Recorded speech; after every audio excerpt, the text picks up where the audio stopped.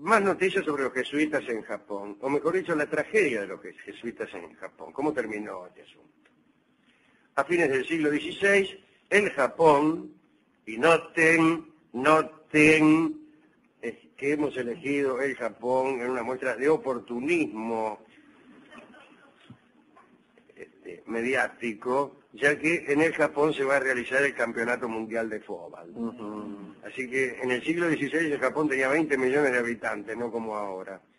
Y la reputación de ser el país más belicoso de la región, una reputación que lo acompañó casi siempre. Allí se hablaba un solo idioma y poco a poco trataba de pasar de un gran número de señoríos fragmentados a un Estado nacional bajo el dominio militar. Tenía dos religiones que chocaban violentamente, el sintoísmo y el budismo.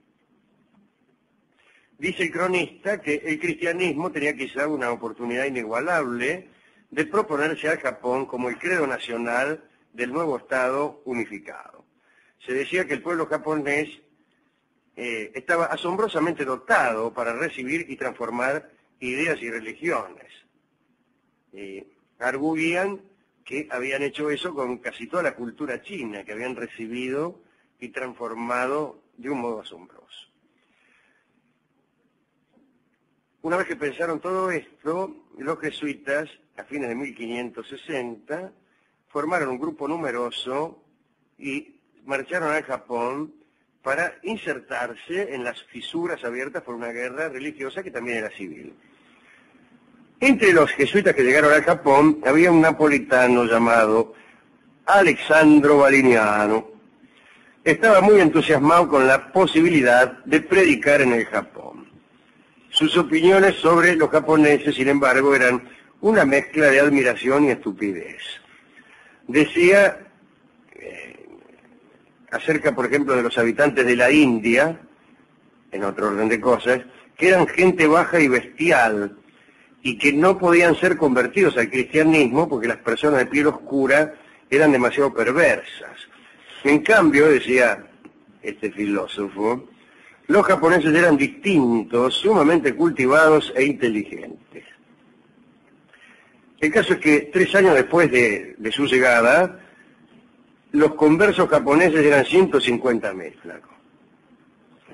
En 3 años habían meloneado a 150.000 japoneses, entre los cuales había un elevado porcentaje de nobles. Jamás se había conseguido un resultado igual en cualquier otro lugar de Oriente. Y Valiniano aseguraba que los japoneses aceptaban el cristianismo sin que se los violentara. Es decir, no había necesidad de amenazarlos con una espada para que abrazaran la fe de Cristo. Dijo que lo hacían por gusto. Es muy gracioso que alguien se convierta en una religión por gusto. Y más todavía en una religión como el cristianismo, ¿no? Y por una especial sensibilidad al relato heroico. Les gustaba escuchar cuentos de mártires y sobre todo la historia de Cristo. Discúlpeme. Valiniano decía también que los cristianos japoneses estaban dispuestos a morir por su fe y que la misión del Japón era la única que tenía perspectivas de convertirse en un reino cristiano autónomo, con una jerarquía nativa digna de confianza. Y todos los jesuitas compartían la opinión de Valiniano. Pero se presentó un problema. Ni Roma ni la España de Felipe II, que era entonces el país más poderoso del mundo, estaban dispuestos a que Japón tuviera un clero nativo y autónomo. Una misión jesuítica era entendida por el Papa y por Felipe como necesaria para establecer un manejo casi de tipo colonial del lugar al que se iba a predicar. Así que a Felipe y al Vaticano no les interesaba que los japoneses fueran cristianos, si es que al mismo tiempo preservaban su independencia. Me refiero a la independencia política y económica. Además, una jerarquía nativa era un riesgo de cisma. El cristianismo, según el Papa y Felipe, debía establecerse con jerarquías occidentales. Ustedes háganse cristianos si quieren, pero los muchachos lo ponemos nosotros.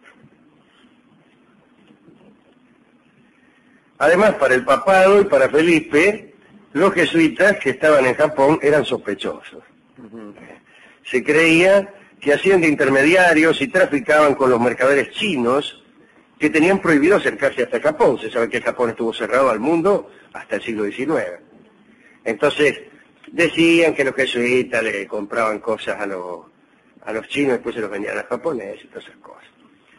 Las sospechas crecieron cuando Valiniano escribió que era conveniente que otras órdenes religiosas no fueran hasta allí. En realidad iba a haber escrito que no era conveniente que otras órdenes religiosas fueran hasta el Japón.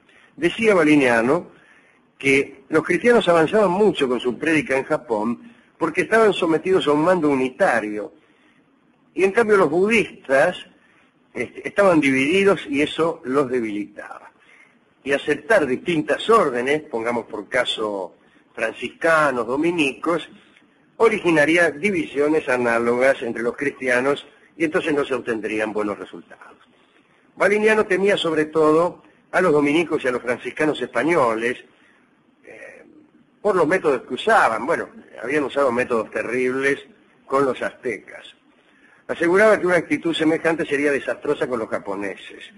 Insistía que debía dejarse trabajar solamente a los jesuitas, para luego hacer que clérigos nativos japoneses dirigieran las correspondientes iglesias. Eso es lo que decían los jesuitas. Pero en Roma y en Madrid, las más altas autoridades se preguntaron por qué los jesuitas debían tener el monopolio de lo que sucedía en Oriente. Y empezó el lío. A partir de 1592, los franciscanos comenzaron a entrar con la ayuda incluso de mercaderes y aventureros al Japón, y empezaron a hacer proselitismo, a celebrar misa públicamente.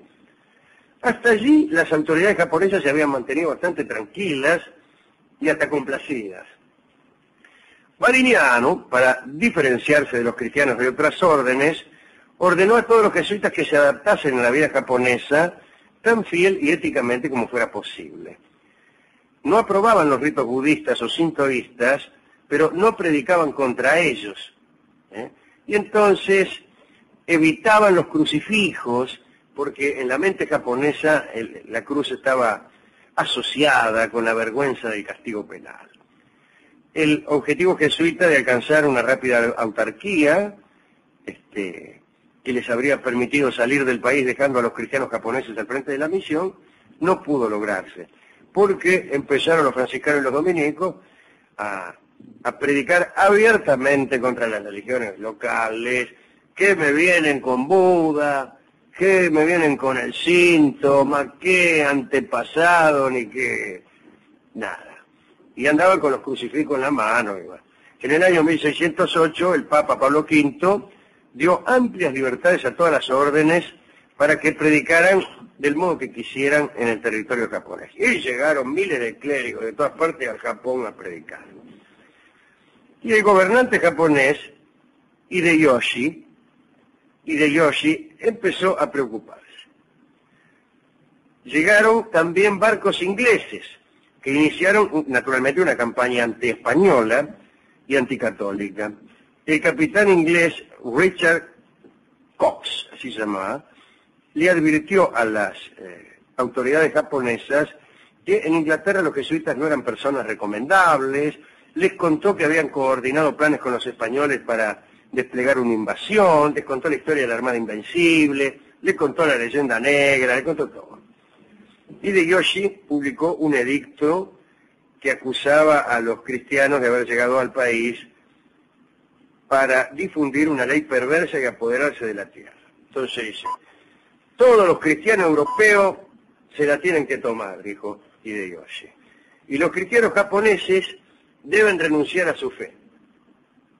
Todos los 150.000, ya habría más, cristianos japoneses, deben renunciar a su fe. Y sucedió algo que nadie esperaba. Los cristianos japoneses tuvieron un estallido de fervor religioso. Era cierto lo que decía Valiniano. Estaban muy dotados para aquella religión.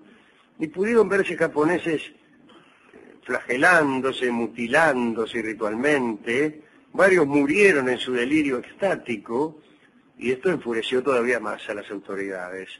Tal como lo había percibido Valeriano, los japoneses conversos fueron cristianos de un coraje sin igual y se convirtieron en víctimas de una persecución terrible. Entre 1614 y 1643, 5.000 cristianos japoneses fueron ejecutados en el fuego. Se infligían horrendas torturas a los que rehusaban retractarse. 10.000 murieron de esa forma. Los gobernadores locales agravaron los horrores cuando la ejecución en la pira no conseguía promover la apostasía, es decir, la amenaza de la acusación. Otros 5.000 fueron ahogados en las fuentes termales de Unzen. Y hasta tal punto llegó el espanto que los pocos jesuitas que quedaban dedicaban su prédica con exclusividad a enseñar a los fieles el modo de soportar el martirio. Para terminar, digamos que el cristianismo sobrevivió un tiempo en la clandestinidad en Japón. En 1658 ejecutaron unos cuantos en Nagasaki y ya pensaron que no había quedado ni uno. Urakami, una comunidad criptocristiana, eran cristianos pero se hacían los giles, consiguió sobrevivir hasta que se la descubrió recién en 1865. Era vos. Naturalmente ya no se castigó a sus habitantes, eran unos pocos que practicaban bautismos secretos, nada más. Esa fue la terrible historia de los jesuitas en el Japón, del cristianismo en el Japón, y de lo que produjo el contacto de estas tres fuerzas. El espíritu heroico del Japón, una religión que propiciaba el heroísmo, pero también el martirio, y las divisiones de las órdenes cristianas. Y además, las ambiciones políticas del papado y de Felipe II.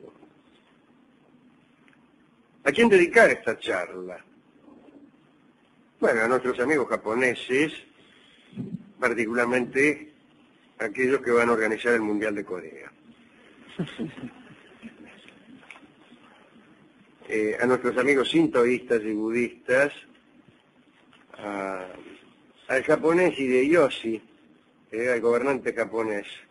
No, ¿cómo no? Porque empezó una persecución espantosa. Ese no. Ese no. Bueno, a nadie más. Al otro jesuita tampoco, porque no quería los morochos. No, que no venía. A nadie más. Bueno. Yo sigo debiendo una charla, me parece a mí más interesante, sobre el Japón del siglo pasado. No del siglo pasado, del siglo XIX, ¿no? Y cómo el sintoísmo que está nombrado aquí, más otras fuerzas espirituales, políticas y económicas, vinieron a dar en lo que fue el Japón imperial.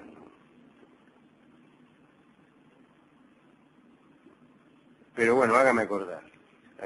Podemos hacerla para la inauguración del Mundial, claro, ¿cierto? Que el 31 de mayo. Hablar, claro, de las crueldades del general Yamashita, en los momentos previos a la fiesta inaugural. Claro, en los momentos previos a la fiesta inaugural, cuando salen todos los tipos con las banderas. Claro.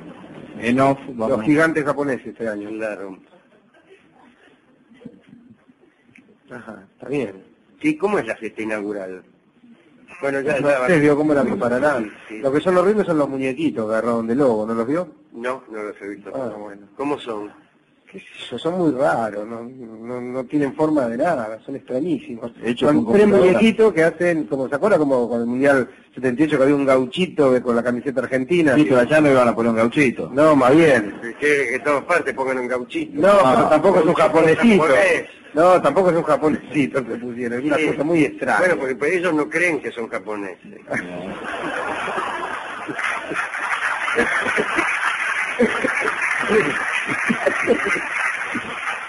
Bueno, no sé, qué sé yo. Bueno, no importa. Hemos buscado música japonesa y no había en la radio. ¿A usted le parece? Sí, no, ahora que jamás. viene el Mundial, Ya se va a poner de moda.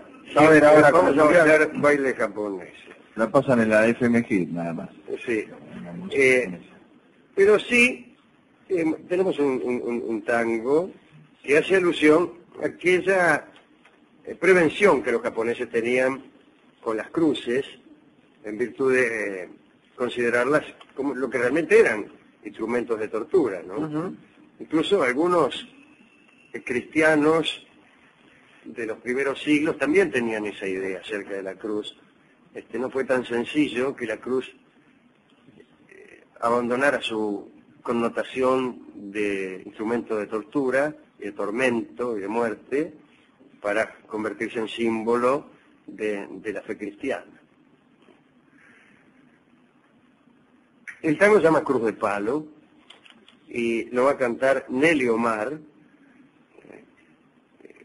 Probablemente la letra del tango disimule el hecho de estar referido, como ciertamente lo está, a la gestión jesuítica en el Japón. No hay en toda la letra ni una sola palabra que nos remita a estos hechos. No se lo nombra a Hideyoshi, a los jesuitas, a Boliviano, pero ¿por qué no se lo nombra? Está evitado adrede eso. Justamente, lo que más me hace sospechar es que no se lo nombra. Yo aprendí este método de razonamiento, no le quiero decir dónde, pero está muy vigente. Sí. ¿Sí? ¿Cómo demostrar esto? Bueno, ¿cómo demostrar que el tango Cruz de Palo se refiere a los japoneses? Justamente porque no los nombra. Y si no los nombra, ha de ser por algo. Algo tendría que ocultar el autor del tango, que me parece que es don Enrique Cadícamo, y creo que el autor de La Bella Música es Guillermo Barbieri. Bueno, algo tendrían que ocultar. Estaban hablando del Japón, pero no querían. ¿Por qué? Porque ya en el tiempo en que se compuso este tango, ya en 1929-1930, el Japón estaba creciendo en sus industrias y al mismo tiempo estaba necesitando materias primas que no tenía. Cuando usted tiene una industria poderosa y no tiene materias primas, lo primero que hace es,